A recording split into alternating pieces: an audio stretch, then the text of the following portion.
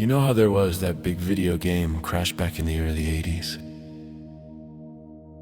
It happened because companies got greedy. Everyone wanted a piece of the pie. And nobody cared about quality anymore.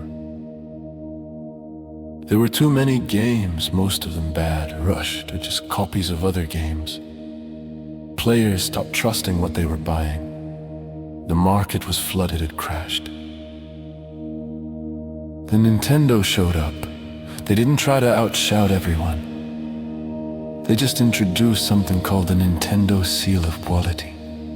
The little gold stamp on the box meant, "We checked this. It's worth your time." And it changed everything. People trusted games again. The crash cleared out the noise. And Nintendo became the standard for what came next. Now look at what's happening with AI and the internet. We're in the same kind of moment, only this time. It's not video games, it's content. Everywhere you look, there's something new being generated: music, videos, art, whatever. But it's all starting to blend together. Same tones, same pacing, same recycled emotions. People call it cringe, but I think it's deeper than that. It's not that everyone's trying to be bad. At times, it's actually starting to get offensive. You could generate thousands of clips a day, but they all sound like echoes of each other. And some of it begins to cross the line eventually. There needs to be a way to call time, like a referee making sure things don't go too far, that technology isn't overwhelming or harming, and sometimes it feels like that referee isn't present yet. As Gandalf says in Lord of the Rings, "A wizard is never late, nor is he early. He arrives precisely when he means to." Maybe that's part of the process. Maybe this is what created evolution looks like when technology explodes faster than taste. I keep thinking, what if this flood is actually by design? What if the people building tools like Sora and Suno knew that this first wave would be messy? They knew people would flood the system with derivative stuff, cheap trends, auto-generated cringe, and that we'd eventually burn out on it. Like, okay, you want to make 1,000,000 videos that all feel the same? Go ahead. Here's your sandbox. Get it out of your system. And when you're done, when you've scrolled through so much sameness that you can't even feel it anymore, that's when you'll start wanting something real again. It's a bit like the movie Brewster's Millions with Richard Pryor in that story.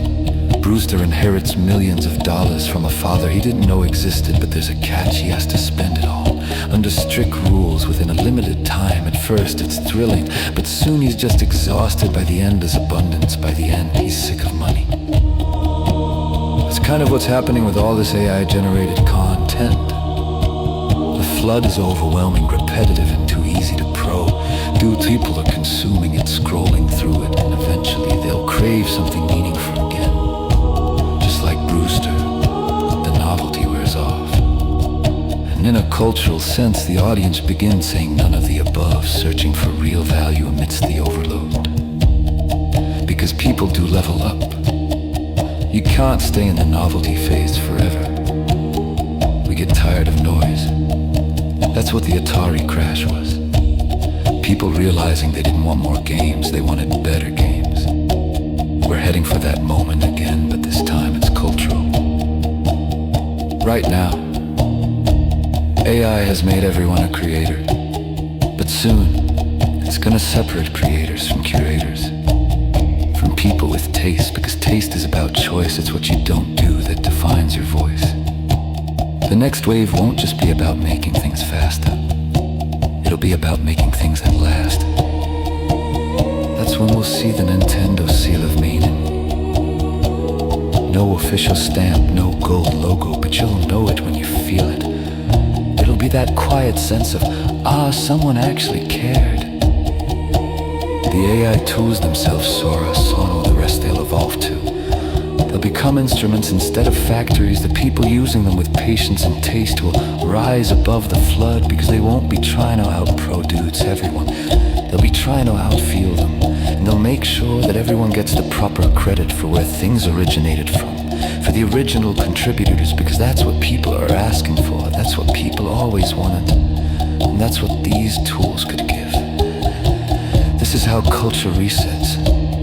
First comes the boom, the dopamine rush, the endless supply, the illusion of progress, then comes the burnout, the sameness, the saturation, the audience fatigue. After that, curation, refinement, craft, and finally, if we're lucky, a renaissance. Not a human versus AI war, but a collaboration that finally feels balanced. That's when we start using AI to expand creativity instead of replace it. So yeah, maybe we're living through the crash right now. Maybe the cringe, the repetition, the overexposure, it's not the end. It's the clearing the cultural compost pile, the thing that makes room for the next growth spurt. It reminds me of that quote from the movie The Crow when Brandon Lee delivers the line, "It can't rain all the time."